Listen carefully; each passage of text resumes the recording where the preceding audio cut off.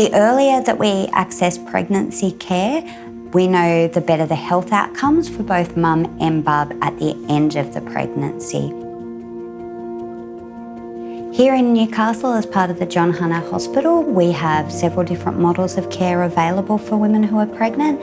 You can come through Birra Li, which is the Aboriginal Maternal Infant Health Service. You can get a midwife, an Aboriginal health worker.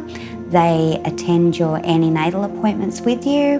They can be at a clinic, at home visits, at the John Hunter itself. There's also midwifery teams, Belmont Group Practice. We have a continuous midwife care throughout the pregnancy, or you have the option of shared care, so seeing your GP or your Aboriginal medical services and then coming up to the hospital for particular visits.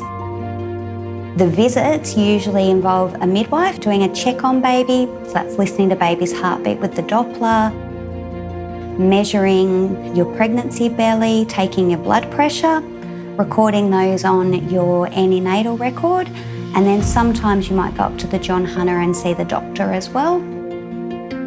In Aboriginal Maternal Health Services, we also offer the support of an Aboriginal health worker to negotiate the hospital settings and some of those clinical appointments. It's really important to have regular checkups because things can be happening inside our body due to the big changes that pregnancy has on mum's body. And it's really important that we check on those, so things like your iron levels, they can change without mum even realising. So regular checks mean we know what your baseline is. It also means that if there was anything that was a little bit concerning or a worry, then we can get onto that quickly and we make sure that we can get the best outcomes for you and baby. I think we've probably all heard that saying, you eat for two when you're pregnant, and it's not 100% true. What you actually need to do is maintain a really good, healthy diet. We know that when we're making a baby, they take all the good stuff out of our diet to help them grow big. So it's really important we include, high iron foods in our diet. So red meat at least 3 times a week. We want to include green leafy veggies. Vitamin C rich foods will help us to absorb that iron. Whatever we put into our body will pass through the placenta into bub. We know that there isn't a safe level of alcohol that we can tell women they can drink. The safest thing is not to drink at all during pregnancy. Smoking tobacco during pregnancy is responsible for premature birth, smaller birth weights, respiratory illness, and we also know that the effects of drugs that mother may take, the baby's born with those same effects, including withdrawal. If you've got any concerns, then you can access support around that early. You might often hear that old wives' tale that, towards the end of pregnancies, babies stop moving, they don't move as much, and we know that this isn't true.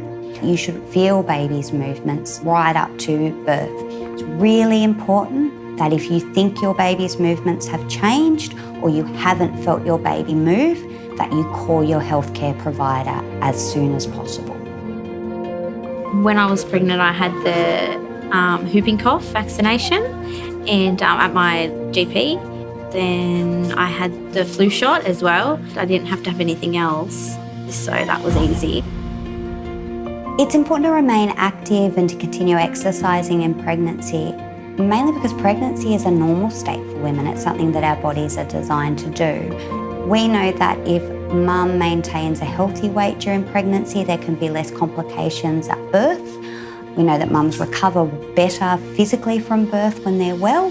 Helps with your mental health as well, especially with all those changes during pregnancy. It's good to still have a bit of me time to be able to think through things.